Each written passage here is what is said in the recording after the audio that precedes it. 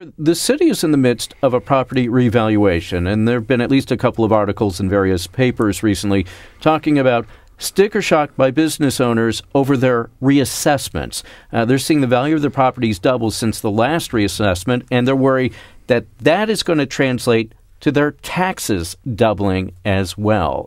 What do you have to say to them in response? Well, there is a big problem right now, and I've seen obviously the articles, but before the articles, we started seeing the revaluations coming back.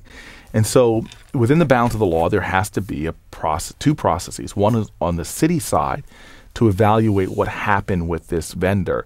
Now, the vendor did have a very low level of access to properties, so a lot of the evaluations of the properties were based upon very subjective things. And so we're going to have to see what we have as the city, the ability to sort of push this to get to be a more accurate and hopefully less onerous property revaluation.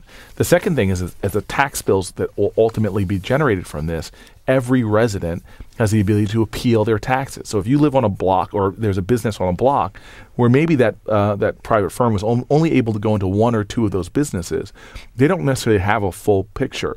And every single one of those businesses will have the ability to make an appeal. Now, the last time we did this, a large amount of those appeals were granted, and the taxes then came down. So this process is just beginning. I'm very concerned about it. The council's very concerned about it. We're going to do everything we can from the city side to see what we can do to address these high valuations. But then the second thing is ultimately when it turns into tax bills, for homeowners that feel like these aren't just and accurate, they have an appeal process through the law that allows them to hopefully reduce that number.